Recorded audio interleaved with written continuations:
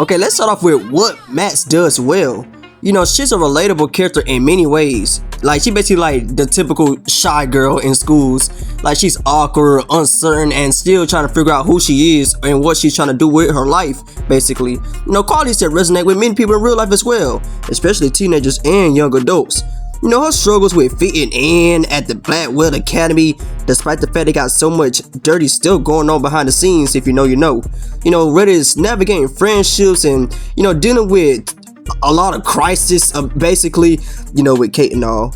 You know, stuff like that is genuinely compelling. You know, her personality isn't over the top heroic or anything like that, you know, and that makes her feel more human as well. But Max represents like an everyday person who's just trying to make sense of a complicated world. Like, her relationships with other characters like Chloe and Kate are where she shines. You know, she's not perfect in these relationships, which adds a layer of authenticity. You know, the player can choose to make her supportive, distant, or even doubtful, you know, which makes her character feel dynamic and adaptable. You know, these characters gives us a way to project our own personal feelings onto her, making her a character that can be basically connectful with a variety of people. Like, Max's rewind ability is a significant part of what makes her so unique as a protagonist. You know, it adds a gameplay element that ties directly into her character's indecisiveness. You know, this power is more than just like a mechanic or anything like that. It's an extension of who Max is. You know, someone who constantly second guesses herself and wishes she could change the past. Like, it allows players to be more explorative and different with decisions. You know, basically like showcasing Max's uncertainty and the burden of choice in a very real and realistic way. While this mechanic emphasizes her humanity and vulnerability, it also raises questions about her morality, you know, her consequences, and the weight of our decisions.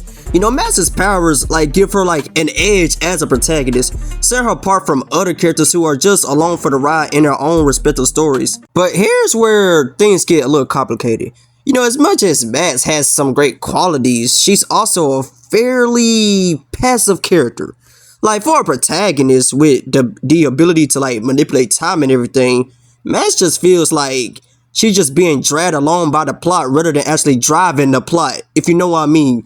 Like, a lot of time, like, she reacts to like situations instead of proactively shaping them.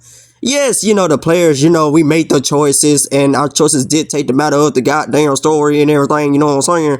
But those choices often revolve around her responding to other characters or events rather than talking initiatively to herself, basically. Another issue is her sometimes flat delivery. While her dialogue can be charmingly awkward, it also lacks emotional depth that some situations demand, to be honest with you. Like, in a game where emotions run high and the stakes are personal, Max doesn't always feel like she matches like the intensity of the scenes around her.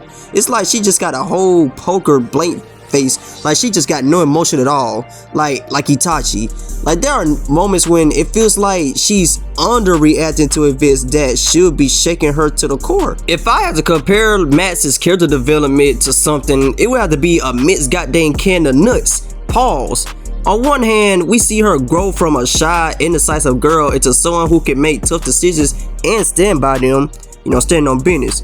You know, her evolving friendship with Chloe and the guilt she feels about her past mistakes, you know, it drives her to become more assertive, at least by the game's end. But however though, her growth isn't even always consistent. Like, there are parts where it feels like Max is reverting to her old ways, or that the game doesn't even give her enough agency to truly change in the first place.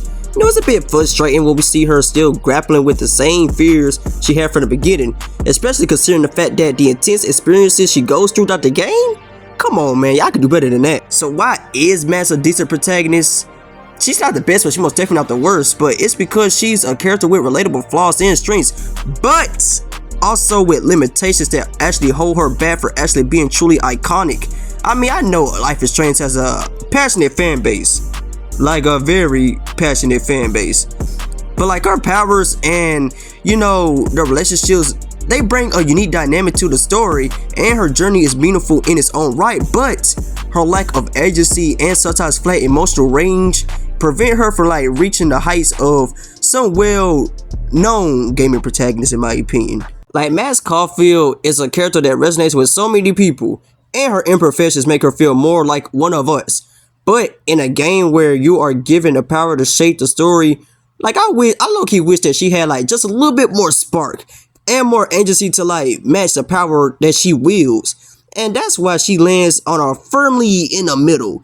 Not the best, but not the worst at the same time. But she's still worth appreciating though. I'll give you that.